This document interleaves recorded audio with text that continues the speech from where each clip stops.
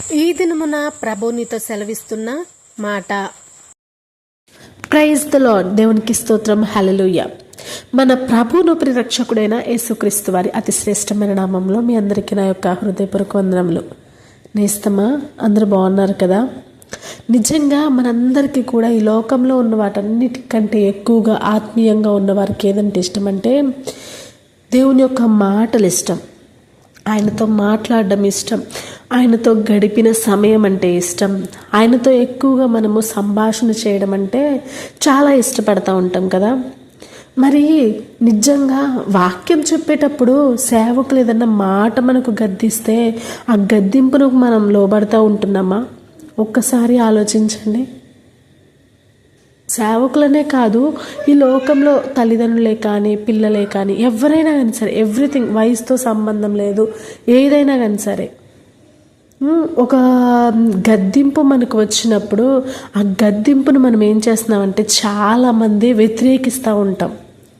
కానీ ఈ దినమున ఈ సమయంలో నేస్తమా నీకే ఒక మాట చెప్పాలని ఆశపడుతున్నాను.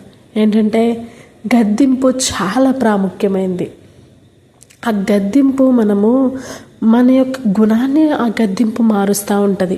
మనం ఎలాంటి గుణం కలిగి ఉన్నామో ఆ గుణంలో ఏదైనా చిన్న లోపం ఉన్నా ఆ గద్దింపునకు నువ్వు ఎప్పుడైతే లోబడతావో ఆ గద్దింపునకు లోబడిన వెంటనే ఆ గద్దింపు నీ గుణాన్ని మారుస్తూ ఉంటుంది. దేవునికి స్తోత్రం. హల్లెలూయా. నువ్వు మంచిగా ఉన్నావు, కాదనడం లేదు, ఇంకా మోటివేషన్ అవ్వడానికి కొన్ని మాటలు ఏంటంటే, ఇప్పుడు తల్లిదండ్రులు ఉన్నారండి, తల్లిదండ్రులు ఒక పెద్ద బిడ్డని గద్దిస్తూ ఉంటారు ఎక్కువ. ఎందుకు? చిన్న బిడ్డల కంటే కూడా పెద్ద బిడ్డలనే ఎక్కువ గద్దిస్తూ ఉంటారు. ఎందుకో తెలుసా? చిన్నవాళ్ళు తొందరగా అర్థం చేసుకోలేరు, పెద్దవాళ్ళు తొందరగా అర్థం చేసుకుంటారు, అడ్జస్ట్ అవుతారు. వాళ్ళ గుణం మంచిది, అందుకే గద్దిస్తూ ఉంటారు.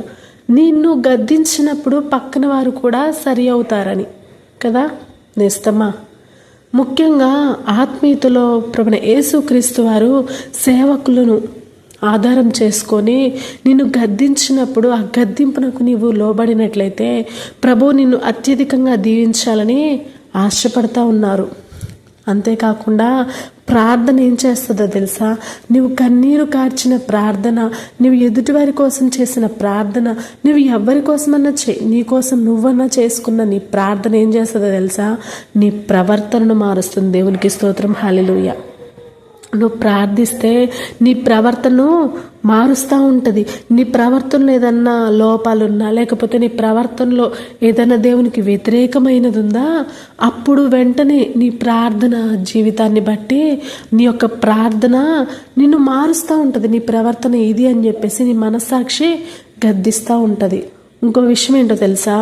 నువ్వు ప్రార్థనకు వెళ్తావు, ప్రతి ఆదివారం ప్రార్థనకు వెళ్తావు, ఎక్కడైనా ప్రార్థన ఉన్నా ప్రార్థన చేసుకుంటూ ఉంటావు, గృహ కూడికలు కానీ అక్కడని ఇక్కడని ప్రార్థనకి వెళ్తావు. కానీ స్తుతి ఆరాధన టైంలో, ప్రార్థన చేసే టైంలో, ఆరాధన చేసే టైంలో నీవు నిజంగా స్తుతి చేస్తూ ఉంటే నీ స్థితి మారుతూ ఉంటుంది. దేవునికి స్తోత్రం. హల్లెలూయా.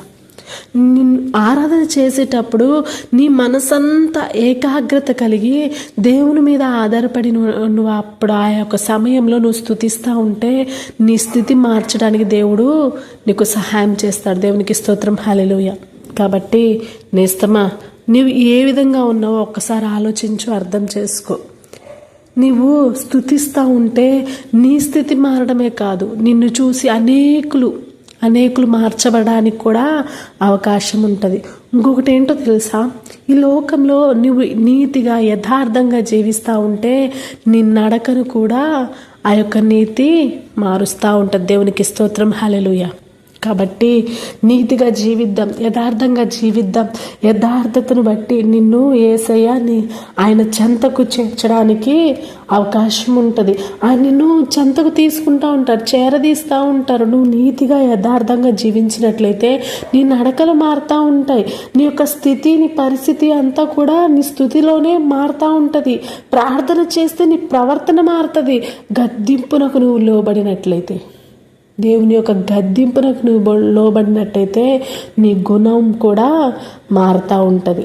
అంతకుముందు నువ్వు పాపివేమో, అంతకుముందు నువ్వు దేవునికి వ్యతిరేకంగా ఉన్నావేమో, అంతకుముందు నువ్వు మనుషులకు కూడా వ్యతిరేకంగా ఉన్నావేమో. కానీ ఇప్పుడు నిన్నేం చేస్తుందో తెలుసా?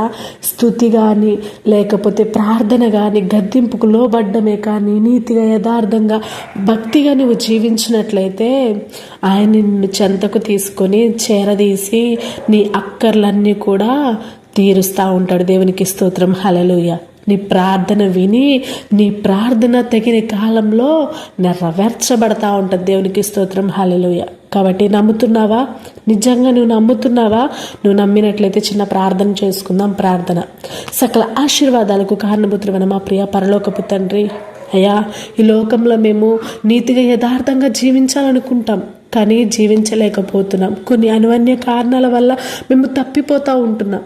దయతో మమ్మల్ని క్షమించి సరిచేయండి తండ్రి. అయా, మేము నీతిగా యథార్థంగా జీవించే భాగ్యాన్ని దయచేయండి.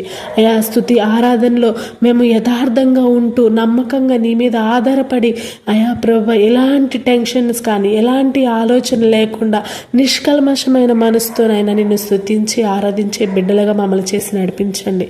ప్రతిరోజు ప్రతి దినము కూడా ప్రతిసారి కూడా నాయన యేసయ్య ప్రార్థించి అనుభవంలోనికి మమ్మల్ని నడిపించండి. అయ్యా, నీ గద్దింపుకు లోబడి ప్రభా అయా మనుషులు మమ్మల్ని ఎన్ని మాటలన్నా ఎన్నిగా మమ్మల్ని అపార్థం చేసుకున్నా అయా ముఖ్యంగా నీ గద్దింపుకు లోబడిన బిడ్డలము కాబట్టి అయా చూపు అయినా మనసైనా ఏదైనా కానీ సరే ప్రభా మేము తప్పిదములు చేసినట్లయితే మమ్మల్ని సరిచేసి మమ్మల్ని దీవించి ఆశీర్వదించి పరలోక రాజ్య వారసులుగా మమ్మల్ని చేస్తారని నమ్మొచ్చు.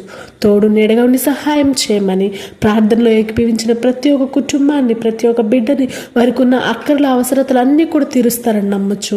తోడు నీడగా ఉండి సహాయం చేయమని ఈ చిన్ని ప్రార్థన పరిశుద్ధ నామంలో అడిగి వేడుకొని ప్రార్థిస్తున్నాము తండ్రి. ఆమేన్. Praise the lord.